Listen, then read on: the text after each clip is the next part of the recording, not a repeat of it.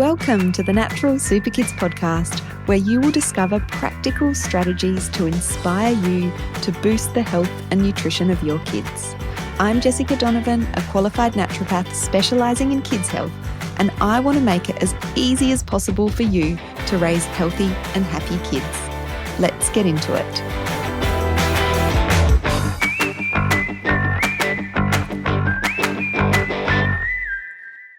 Hello, everybody. Welcome back to the Natural Super Kids podcast. I feel like this is the first podcast of 2024. It's not, but the first two episodes that we've released in 2024, I actually recorded with guests in December.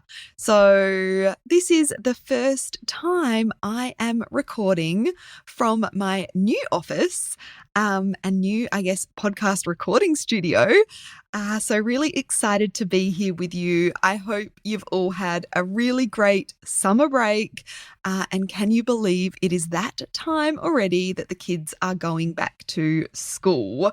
So today's episode is all about time-saving hacks when it comes to packing a healthy lunchbox, because I really think this is what trips us up. A lot of us, really understand what is needed in a nutritionally balanced lunchbox. I am going to touch on that as well, but it's the time that trips us up. We get busy, we run out of time, and then we are packing lunchboxes in a rush, which means that they are probably not as good nutritionally as they could be. So today I really want to share some of my time-saving hacks with you when it comes to packing lunchboxes.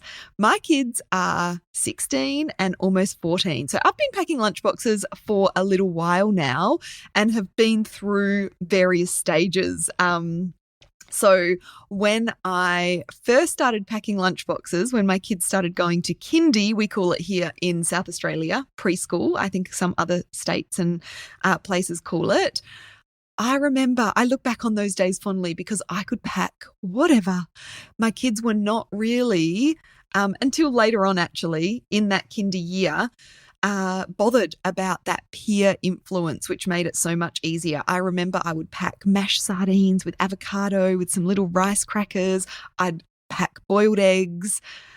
But as we know, it doesn't take long for the kids around them to go, oh, what's that? Oh, that stinks. And then they don't want those kinds of foods in their lunchboxes anymore. And, I get that. So it's that balance of, definitely now that my kids are teenagers, it's even very different from primary school. So I think it's that balance of, being as good as we can get it nutritionally, but also having our kids be happy to eat it and accept it at school and kindy as well.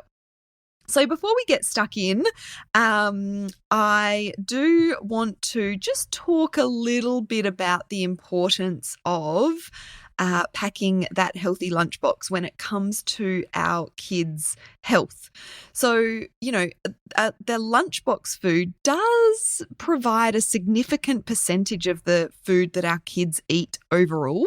And so it is important that we focus on nutrition in the lunchbox.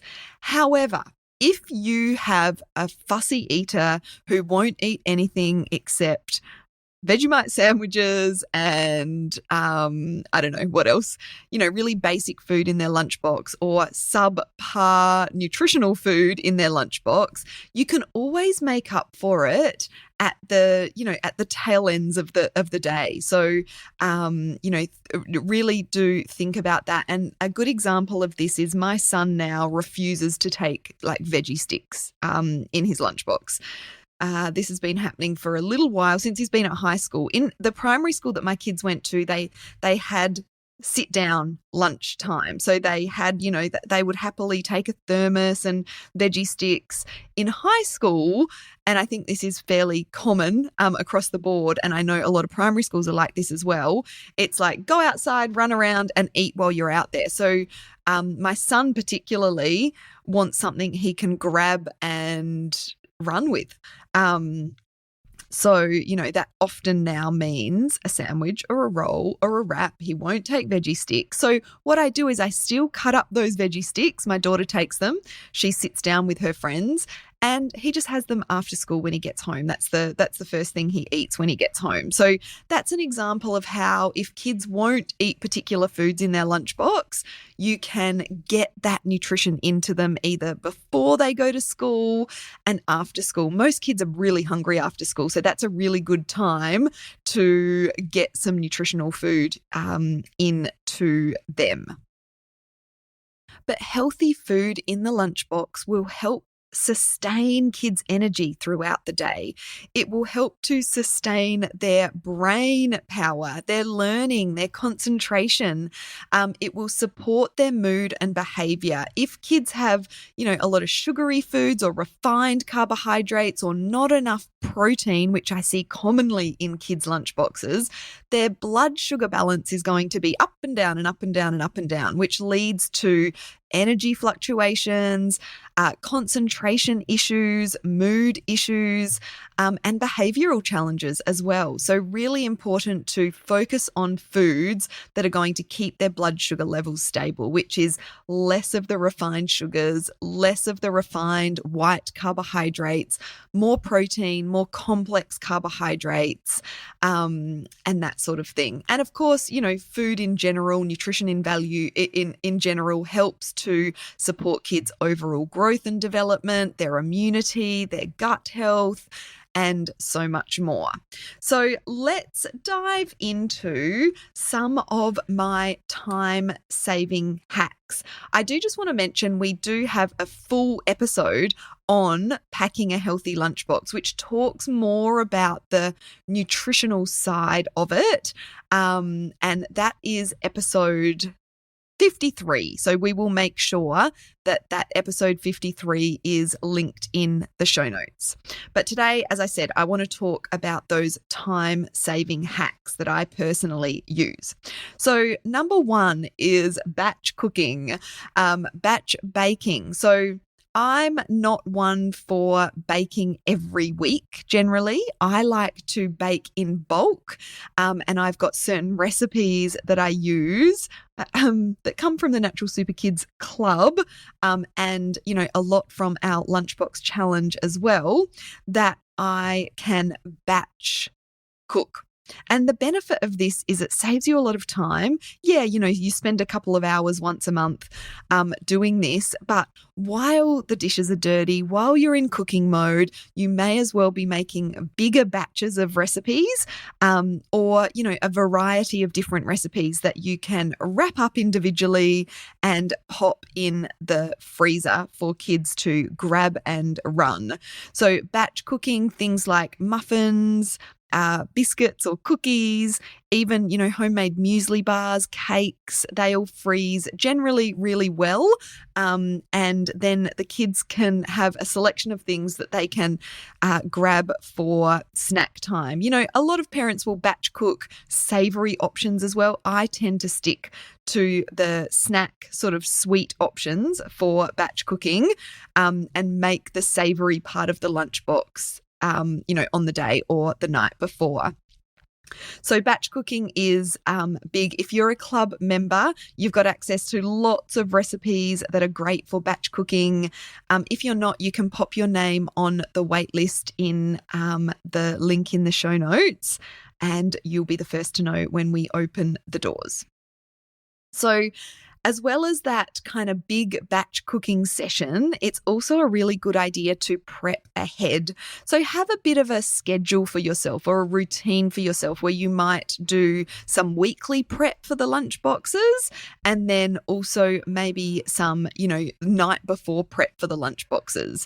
I know a lot of people do pack lunch boxes the night before. I prefer to pack them in the morning, but I do some of the prep the night before, if that makes sense. So I do like to chop up the more hardy veggies. after I've been to the farmer's market, for example, on a Saturday or a Sunday afternoon, things like the celery and the carrots that store really well. So you've got those to just chuck in the lunch boxes. So prepping ahead those veggies can be a big time saver in the morning. The other thing, this is probably my number one tip for time saving when it comes to packing lunch boxes. When you are cooking dinner the night before, have the lunch boxes emptied out, cleaned, ready to go and open on the bench. That way you can make some extra bits and pieces or put any leftovers in the lunch boxes, or as you're chopping up the veggies or, getting the protein portion of the meal ready, you can just pop some of that into the lunchbox. So having those lunch boxes clean, ready and open on the bench as you're cooking dinner, a big time saver when it comes to those busy mornings. Another thing that you can do at dinner time is to cook extra protein, whether that be some extra chicken, some extra sausages, some, a bigger roast lamb or roast beef or roast chicken, whatever you might be making, and have that extra protein at the ready for going into lunch boxes. It might go into a wrap or a sandwich or a roll. You might make up a chicken salad or some chicken and veggie sticks for your kids. Most kids don't eat enough protein through the day, and this is key, as I was talking about before, for their blood sugar balance. So cooking extra protein at dinner time helps you to avoid more of those processed deli meats, the ham and the turkey, which are, okay from time to time. If you are using those kinds of deli meats, you want to try and source nitrate-free options, because nitrate is one of those kind of nasty preservatives that are put into those deli meats. But if you're cooking extra protein at dinner time, you won't need to resort to those deli meats as often. I know my kids love, a chicken wrap. My daughter will take a chicken salad. Always, if I'm cooking a roast, which happens on Sundays mostly in my house, I will cook an extra big roast, so that we've all got some extra protein for lunches through the week, or at least the first couple of days of the week.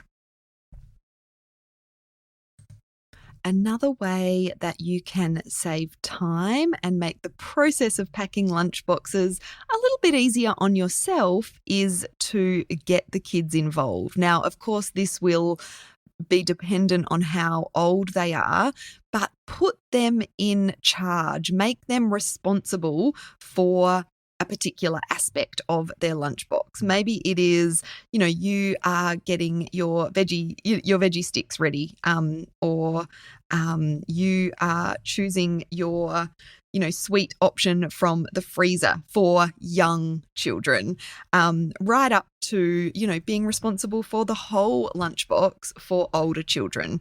Of course, you want to sort of have a bit of a checklist, and I do this with my kids, making sure that they've got some protein in there. Do they have a healthy snack? Do they have some veggies and fresh fruit?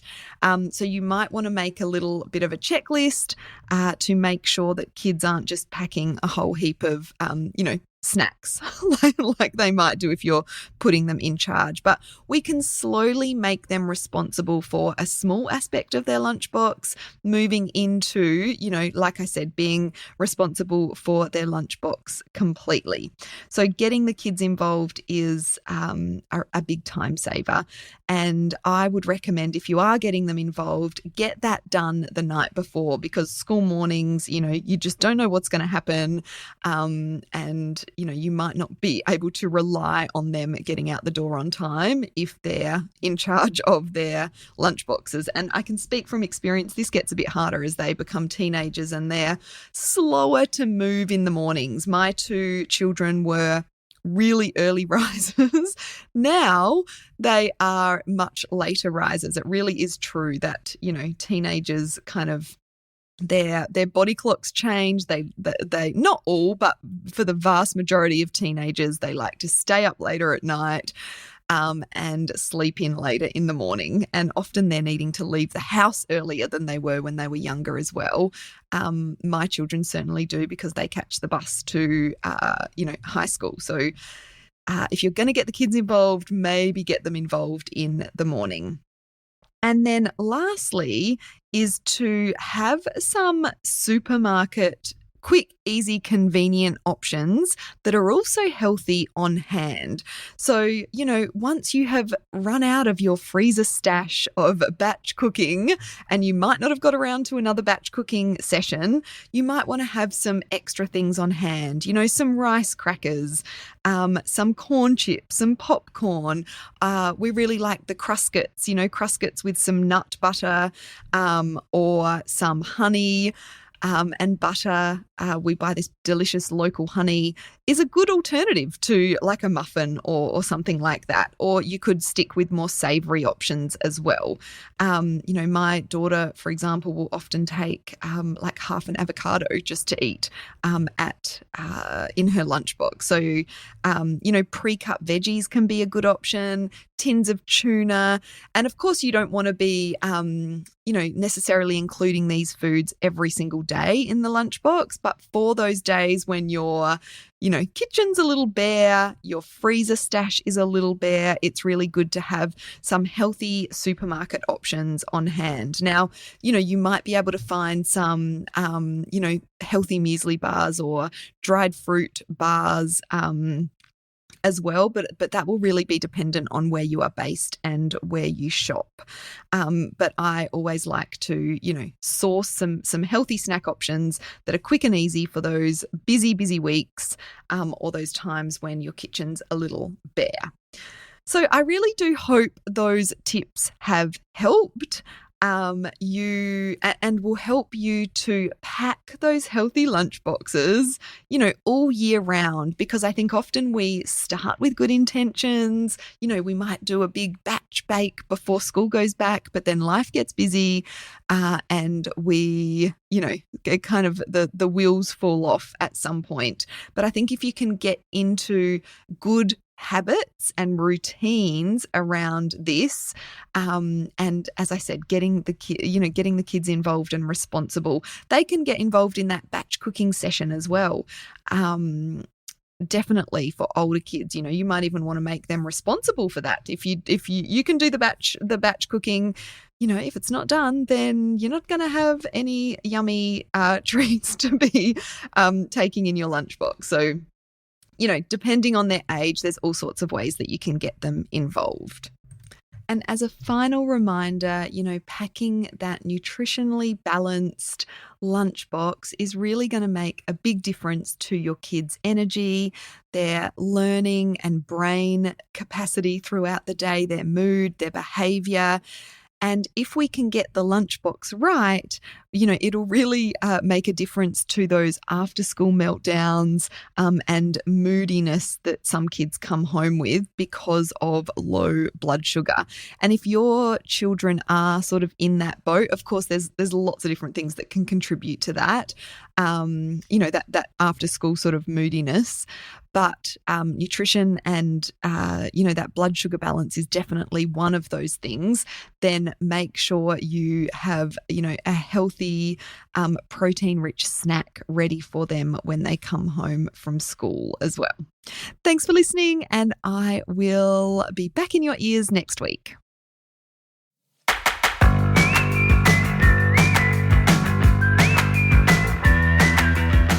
Thank you so much for joining me on the podcast today. Head on over to our website, naturalsuperkids.com, for the show notes for this episode, as well as a whole heap of inspiration to help you raise healthy and happy kids. I'll see you next week.